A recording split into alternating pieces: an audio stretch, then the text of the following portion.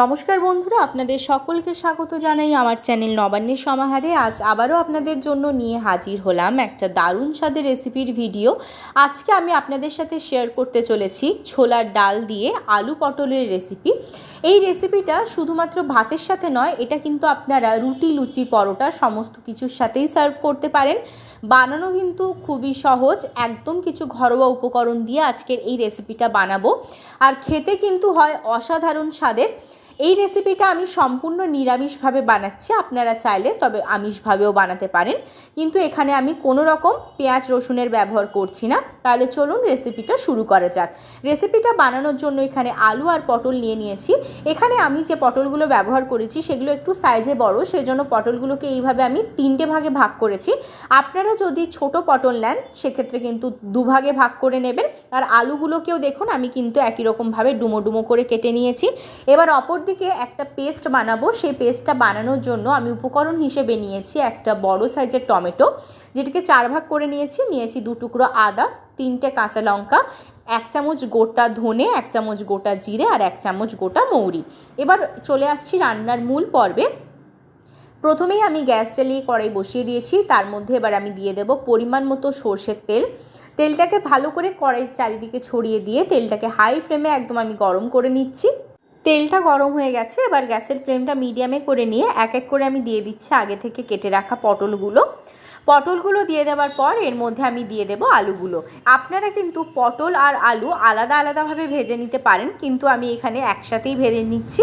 এখানে আপনারা যদি চান আলাদা ভাজতে সেক্ষেত্রেও কোনো অসুবিধা নেই। এইভাবে একসাথে আমি যেরকমভাবে ভাজছি সেভাবেই যদি ভাজতে পারেন তাতেও কিন্তু কোনো রকম কোনো অসুবিধা হবে না। স্বাদের কিন্তু কোনো রকম হেরফের হবে না।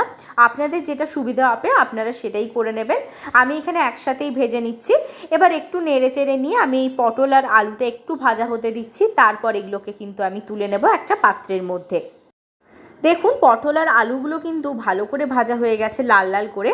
এবার এইগুলোকে কিন্তু একটা পাত্রের মধ্যে আমি তুলে নিচ্ছি। এইগুলোকে আর আমি ভাজছি না, এবার এগুলোকে একটা পাত্রের মধ্যে তুলে নেব। পটল আলুকে আমি একটা পাত্রের মধ্যে নামিয়ে নিয়েছি। এবার এই কড়াইয়ের মধ্যে আমি আবারও দিয়ে দিচ্ছি পরিমাণ মতো সর্ষের তেল। যেহেতু সম্পূর্ণ রেসিপিটাই আমি সর্ষের তেলে করছি সেজন্য আবারও এখানে যেহেতু তেলের প্রয়োজন হয়েছে সেজন্য দিয়ে দিলাম সর্ষের তেল পরিমাণ মতো। এবার এখানে আমি যে উপকরণগুলো ব্যবহার করব প্রথমেই সেগুলো আমি আপনাদের দেখিয়ে দিচ্ছি। দেখুন এখানে দিচ্ছি আমি তেজপাতা, গোলমরিচ, লবঙ্গ, গোটা জিরে, দিয়ে দিচ্ছি শুকনো লঙ্কা আর দারুচিনি। এখানে কিন্তু আমি সমস্ত রকম গোটা গরম মশলা ব্যবহার করেছি। এবার এগুলোকে দিয়ে দিলাম তেলের মধ্যে, দিয়ে 15 সেকেন্ড মতো কিন্তু এগুলোকে আমি ভেজে নিচ্ছি। ভেজে নেওয়ার পর অপরদিকে যে পেস্টটা আমি তৈরি করেছিলাম সেই পেস্টটা দিয়ে দিলাম। দিয়ে দেওয়ার পর কিন্তু ভালো করে এটাকে এইভাবে নাড়াচাড়া করে কষিয়ে নিচ্ছি। এখানে কিন্তু আমি গরম মশলার আর ব্যবহার করব না, মানে শেষে রান্নার শেষে আমি কিন্তু একদমই গরম মশলার গুঁড়ো ব্যবহার করব না। যেহেতু রান্নাতে আমি দিয়ে দিয়েছি গোটা গরম মশলা সেজন্য গুঁড়োটা আমি ব্যবহার করব না। এবার দেখুন মশলাটাকে ভালো করে কষিয়ে নিচ্ছি। মশলাটাকে যত ভালোভাবে কষাবেন তত ভালো কিন্তু রান্নার টেস্ট আসে। এবার এখানে কিন্তু আমি দিয়ে দিচ্ছি দেখুন এই যে ধনে গুঁড়ো, জিরে গুঁড়ো, দিয়ে দিচ্ছি হলুদ গুঁড়ো, স্বাদ মতো নুন আর কাশ্মীরি লাল লঙ্কার গুঁড়ো, আর দিয়ে দিলাম একদম অল্প পরিমাণে একটু জল। দিয়ে ভালো করে আবারও আমি মশলাটা কষিয়ে নিচ্ছি। এইভাবে কিন্তু একটু সময় নিয়ে মশলাটা আমি কষাবো, যতক্ষণ না সাইড থেকে তেল ভেসে উঠছে ততক্ষণ পর্যন্ত এইভাবেই অনবরত আমি মশলাটা কষাতে থাকবো।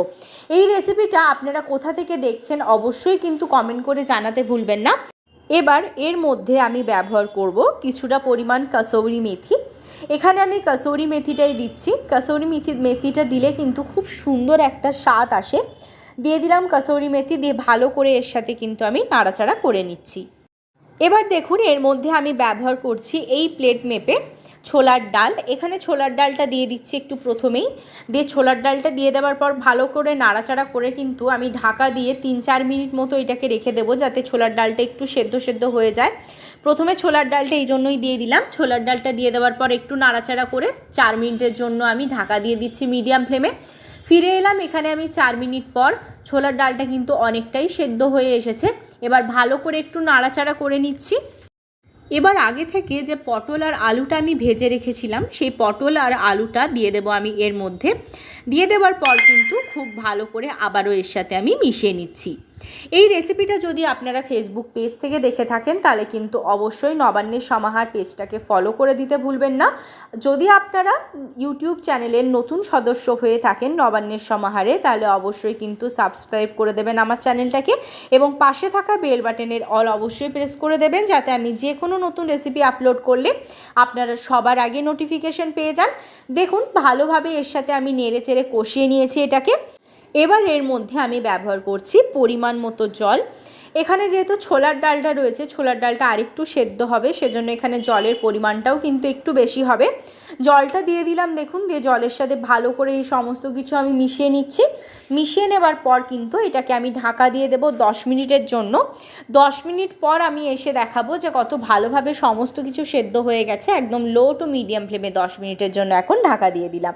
ফিরে এলাম 10 মিনিট পর, ঢাকাটা সরিয়ে দিচ্ছি। দেখুন খুব ভালোভাবে ফুটে উঠেছে। পটল, আলু, ছোলার ডাল সমস্ত কিছু সেদ্ধ হয়ে গেছে। আমি আপনাদের একবার দেখিয়ে দেবো যে কত ভালোভাবে এটা সেদ্ধ হয়েছে। দেখুন কত সুন্দরভাবে ফুটে উঠেছে এটা, আর সমস্ত সবজিগুলোও কিন্তু সেদ্ধ হয়ে গেছে। দেখুন আমি আপনাদের একটু দেখিয়ে দিচ্ছি কত ভালোভাবে এটা সেদ্ধ হয়েছে। দেখতেই পাচ্ছেন কত সুন্দরভাবে সেদ্ধ হয়ে গেছে। রেসিপিটা কিন্তু আমার একদম রেডি হয়ে গেছে। আর আমি যেমন বলেছিলাম আপনাদের, আমি কিন্তু এখানে আর গরম মশলার গুঁড়ো ব্যবহার করছি না। এখানে কিন্তু আমি গরম মশলার গুঁড়ো ব্যবহার করছি না, কারণ প্রথমেই আমি রান্নাতে কিন্তু গোটা গরম মশলা দিয়ে দিয়েছি। এখানে আমি কিন্তু ব্যবহার করছি ঘি। এখানে আমি ঘিটা 1 চামচ মতো ব্যবহার করছি। ঘিটা দিলে কিন্তু রান্নার স্বাদ অসাধারণ হয় আর খেতে কিন্তু খুব ভাল লাগে, একটা দুর্দান্ত গন্ধ বেরোয়। সেজন্য এখানে কিন্তু আমি ঘিটা ব্যবহার করছি। এই রেসিপিটা আপনাদের কেমন লাগলো আমাকে অবশ্যই কমেন্ট করে জানাবেন। ভালো লেগে থাকলে লাইক, শেয়ার, কমেন্ট আর সাবস্ক্রাইব করতে ভুলবেন না। এবার এর মধ্যে আমি দিয়ে দেবো আর 1/2 চামচ মতো চিনি। তাহলে কিন্তু রান্নার টেস্টটা খুব সুন্দরভাবে ব্যালেন্স হয়, খুব ভাল লাগে খেতে। আর চিনিটা কিন্তু দিলে অতিরিক্ত মিষ্টিও লাগে না, কিন্তু খুব ভালোভাবে স্বাদটা কিন্তু ব্যালেন্স হয়ে যায়। রেসিপিটা আমার একদম রেডি হয়ে গেছে। আমি গ্যাসের ফ্লেম অফ করে দিয়েছি। রেসিপিটা ভালো লাগলে লাইক, শেয়ার, কমেন্ট, সাবস্ক্রাইব করতে ভুলবেন না। সাবস্ক্রাইব করার পর পাশে থাকা বেল বাটনের অল অবশ্যই প্রেস করে দেবেন, যাতে আমি যে কোনো নতুন রেসিপি আপলোড করলে আপনারা সবার আগে নোটিফিকেশন পেয়ে যান। রেসিপিটা ভালো লাগলে বাড়িতে একবার অবশ্যই বানাবেন। আমাকে কমেন্ট বক্সে আপনাদের মতামত জানাতে ভুলবেন না। ভালো থাকবেন, সুস্থ থাকবেন। আবার দেখা হচ্ছে নতুন একটা রেসিপির সাথে।